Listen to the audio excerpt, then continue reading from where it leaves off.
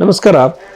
ಕರ್ಕಾಟಕ ರಾಶಿಯವರಿಗೆ ಸಂಬಂಧಪಟ್ಟಂತೆ ನಾವೊಂದು ಈ ಜನವರಿ ತಿಂಗಳ 26ನೇ ತಾರೀಕು ನಂತರದಲ್ಲಿ ಹೇಳೋದಾದರೆ ನನಗನ್ನಿಸುವಂಥದ್ದು ಏನು ಅಂತಂದರೆ ಅಷ್ಟಮ ಭಾವ ಅಷ್ಟೊಂದು ಚೆನ್ನಾಗಿ ಇಲ್ಲದಲೇ ಇರೋದ್ರಿಂದ ಬಹಳ ಒಂದು ವಿಶೇಷವಾಗಿರುವಂಥ ವಿಚಿತ್ರವಾಗಿರೋ ಘಟನೆಗಳು ನಡೆದಿದೆ. ಒಂದು ಇವರ ದಶಮ ಉದ್ಯೋಗದಲ್ಲಿ ಪ್ಲೇಸ್ ಚೇಂಜ್ ಆಗುವಂಥದ್ದು, ಪೊಸಿಷನ್ ಚೇಂಜ್ ಆಗುವಂಥದ್ದು, ಇವೆಲ್ಲ ಪ್ರಾಬ್ಲಮ್ಗಳು ಅನ್ಯೂಜುವಲ್ ಆಗಿ ವರ್ಕಿಂಗ್ ಎನ್ವಿರಾನ್ಮೆಂಟಲ್ ಸಮಸ್ಯೆಗಳು ಇವ್ರಿಗೆ ಸ್ಟಾರ್ಟ್ ಆಗುತ್ತೆ. ಎರಡನೇದಾಗಿ ಬಂದು ವಿವಾಹಕ್ಕೆ ಸಂಬಂಧಪಟ್ಟಂತೆ ಸಂಬಂಧ ನೋಡ್ಕೊಂಡೋದ್ರು ಬರದೇ ಇರೋದು, ಚೆನ್ನಾಗಿದ್ದವ್ರು ದೂರ ಆಗೋದು, ಸುಮ್ಮನೆ ವಿನಾಕಾರಣ ಸಣ್ಣ ಪುಟ್ಟ ವಿಚಾರಕ್ಕೆ ಜಗಳ ಮಾಡಿಕೊಂಡು ಸೆಪರೇಟ್ ಆಗುವಂಥದ್ದು, ಇವೆಲ್ಲ ಅನ್ಯೂಜುವಲ್ ನೆಗೆಟಿವ್ ಘಟನೆಗಳು ಪಾರ್ಟ್ನರ್ಶಿಪ್, ಬಿಸ್ನೆಸ್ಸಲ್ಲಿ, ಮದುವೆಯಲ್ಲಿ, ಜೊತೆಯಲ್ಲಿ ಈ ಒಂದು ವೃತ್ತಿ ಜೀವನದಲ್ಲಿ ಸಾಧ್ಯ ಆಗುತ್ತೆ. ಬಿಸ್ನೆಸ್ಸಲ್ಲೂ ಕೂಡ ಒಂದು ಬಿಸ್ನೆಸ್ ಮಾಡಿರ್ತಾರೆ, ವರ್ಕರ್ಸ್ ಬಿಟ್ಟು ಹೋಗ್ತಾರೆ, ಕೆಲಸದವ್ರು ಸಿಗೋದಿಲ್ಲ. ಈಗ ರೀಸೆಂಟಾಗಿ ಒಬ್ಬರು ಬಿಸ್ನೆಸ್ ಸ್ಟಾರ್ಟ್ ಮಾಡಿದರು, ಅಲ್ಲಿಗೆ ಆ ಬಿಸ್ನೆಸ್ ಮಾಡೋ ಪ್ಲೇಸಲ್ಲಿ ಯಾರೋ ಒಬ್ಬರು ಇಂಜೆಕ್ಷನ್ ಕೇಸ್ಗಳನ್ನ ಹಾಕ್ಕೊಂಡಿದ್ದಾರೆ. ಈ ಥರ ನಾನಾ ಥರದಲ್ಲಿ ತೊಂದರೆಗಳು ಅವರಿಗೆ ಕ್ರಿಯೇಟ್ ಆಗೋ ಸಾಧ್ಯತೆ ಈ ಒಂದು ಕರ್ಕಾಟಕ ರಾಶಿಯವರಿದೆ. ಅಷ್ಟಮ ಭಾವದಲ್ಲಿ ಇರುವಂಥ ರಾಹು ಸಪ್ತಮ ಭಾವನ ನೋಡ್ತಾ ಇದ್ದರೆ 100% ಕೇರ್ಫುಲ್ಲಾಗಿ ಇರೋ ಸಾಧ್ಯತೆ ಇರಬೇಕಾಗತ್ತೆ. ಇನ್ನು ಎರಡನೇ ಮೇಲೆ ಇರೋಂಥ ಕೇತು ಬಗ್ಗೆ ನಾವು ಮಾತಾಡೋ ಹಾಗೆ ಇಲ್ಲ. ಧನವನ್ನು ನಾಶ ಮಾಡುವಂಥದ್ದು, ಇದನ್ನೆಲ್ಲ ನೀವು ಹೆಂಗೆ ನೋಡಬೇಕು ಅಂತಂದರೆ, ನಾನು ಹೇಳಿದ ತಕ್ಷಣ 100% ನೀವು ನಂಬಬೇಕು ಅಂತ ಏನೂ ಇಲ್ಲ.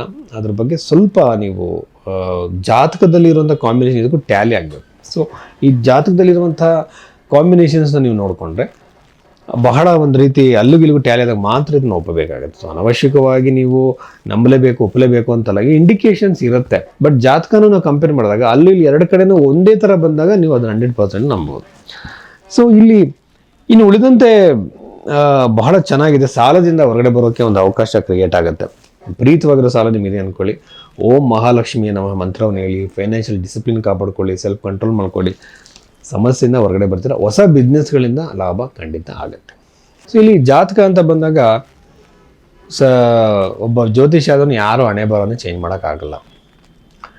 ಆಮೇಲೆ ತುಂಬ ಜನ ಕೇಳ್ತಾರೆ, ಸರ್ ಕೈ ನೋಡಿ ಭವಿಷ್ಯ ಹೇಳ್ತಾರೆ, ಕೈಯಲ್ಲಿ ಇದ್ದವರಿಗೆ ಭವಿಷ್ಯ ಇಲ್ವಾ ಅಂದರೆ ಇದು ತಪ್ಪು ಕಲ್ಪನೆ. ಇನ್ನು ಭವಿಷ್ಯ ಅನ್ನುವಂಥದ್ದು ಕರ್ಮ ಸಿದ್ಧಾಂತ ಆಧಾರದ ಮೇಲೆ ಆತ್ಮದ ರೂಪದಲ್ಲಿ ಆ ದೇಹದಲ್ಲಿ ಪ್ರವೇಶ ಮಾಡಿ ಅವನು ಆ ವ್ಯಕ್ತಿ ಜೀವನ ಅನುಭವಿಸ್ತಾ ಹೋಗಬೇಕು ಸುಖ ದುಃಖಗಳನ್ನು. ಇದು ಕಾನ್ಸೆಪ್ಟು.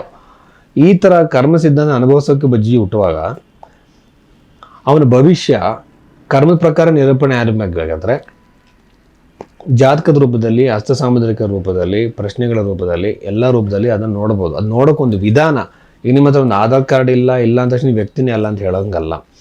ಅದನ್ನು ನೋಡೋಕ್ಕೆ ಒಂದು ದಾರಿ ಹಸ್ತ ಸಾಮುದ್ರಿಕ, ಅದಿಲ್ಲ ಅಂದರೆ ಜಾತಕ ಇದೆ, ಅದಿಲ್ಲ ಅಂತಂದರೆ ಪ್ರಶ್ನೆಶಾಸ್ತ್ರ ಇದೆ. ಈ ಥರದಲ್ಲೆಲ್ಲ ನೋಡ್ಬೋದು. ಕೆಲವರು ಜ್ಯೋತಿಷರುಗಳು ಒಂದೇ ನಿಮಿಷದಲ್ಲಿ ಇಡೀ ಫ್ಯಾಮಿಲಿ ಜಾತಕಲ್ಲೇ ಹೇಳ್ಬಿಡ್ತಾರೆ. ಹಾಗಲ್ಲ, ಟೈಮ್ ಬೇಕು, ಕ್ಯಾಲ್ಕುಲೇಷನ್ಸ್ ಮಾಡಬೇಕು, ಅದಕ್ಕೆ ಆಗಿರೋಂಥ ವರ್ಕ್ ಮಾಡಬೇಕು. ಸೊ ಈ ರೀತಿ ಡಿಸಿಪ್ಲಿನ್ ಆಗಿರುವಂಥ ಜ್ಯೋತಿಷರನ್ನ ನೀವು ಕಾಣಬೇಕು. ಸುಮ್ಮನೆ ಏನೋ ಬೇಕಾಬಿಟ್ಟು ಹೇಳೋವಂಥವ್ರು, ಮ್ಯಾಜಿಕಲ್ ರೆಮಿಡಿ ಕೊಡೋವಂಥವ್ರು ಬೇಡ. ಕರ್ಮವನ್ನು, ಸತ್ಯವನ್ನು ಅರ್ಥ ಮಾಡ್ಕೊಳ್ಳೋ ಥರ ನಿಮ್ಗೆ ಹೇಳೋಂಥ ಜ್ಯೋತಿಷರು ಬೇಕು. ಎಲ್ಲ ಹಣೆ ಬರೋವನ್ನು ಚೇಂಜ್ ಮಾಡ್ತೀನಿ ಜ್ಯೋತಿಷರು ಬೇಡ. ಸೊ ಆ ರೀತಿ ನಿಮ್ಮ ಜಾತಕವನ್ನು ಅನಾಲಿಸಿಸ್ ಮಾಡಿ ಸತ್ಯವನ್ನೇ ನೀವು ತಿಳ್ಕೊಬೇಕು ಅಂದರೆ ಭೈರವಿ ಆಸ್ಟ್ರೋದವ್ರನ್ನ ಸಂಪರ್ಕ ಮಾಡಿ. ನಮಸ್ಕಾರ.